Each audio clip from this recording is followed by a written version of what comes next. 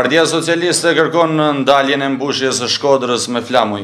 Nga ana joni është kërkuar Partisë Demokratike, si dhe kandidatja jon Keti Bashdari ka kërkuar zonjës Ademi që dje në mëngjes kompromis për ndarë zonat dhe për të realizuar një simbolik më fine.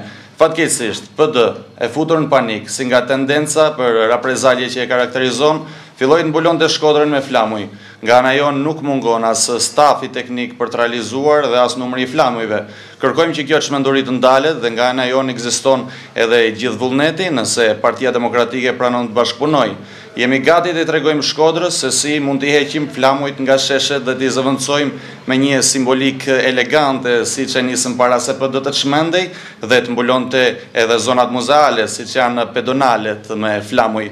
Kërkojmë vëmendjen dhe reagim të bashkëqytetarëve që shoqëria të çlirohet një herë përgjithmonë nga të tilla veprime.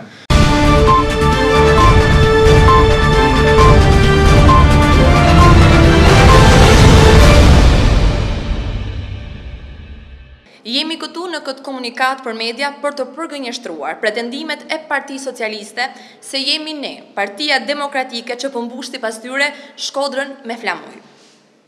Kemi qenë të parë që kemi kërkuar respektimin e ligjit në këtë pikë, ndërsa nga natyre, jo vetëm që nuk është respektuar ligji, por si gjithmonë, kur të gjitha punët e këqija i kanë kryer natën, edhe kësaj radhe kanë vepruar ashtu.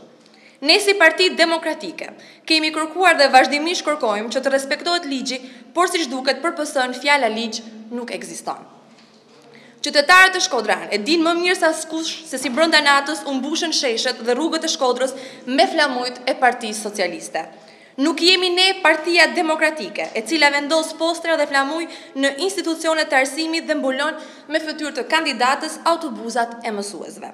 Nga ana e Partisë Demokratike nuk ka munguar asnjëherë bashkëpunimi, prandaj ftojmë Partinë Socialiste që të ndalin gënjeshtrat dhe abuzimet në dëm të fushatës elektorale e të procesit zgjedhor.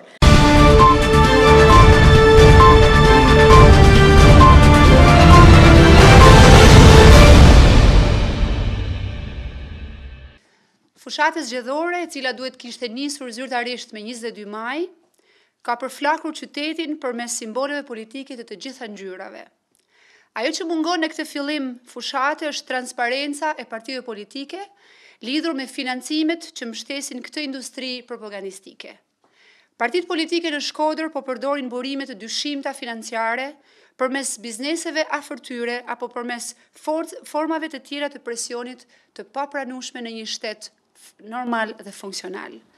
E një formë e tillë presioni është edhe ky uzurpim i çdo hapësire publike me flamuj. Në një vend që aspiron të jetë pjesë e familjes europiane, fushata nuk bëhet me presion, me blerje votash e as me zhgaravitje të qytetit përmes simboleve politike, por me ide për zhvillim, integritet, transparencë, llogaridhënie e angazhim serioz për ta nxjerrë Shkodrën nga gropa e varfërisë.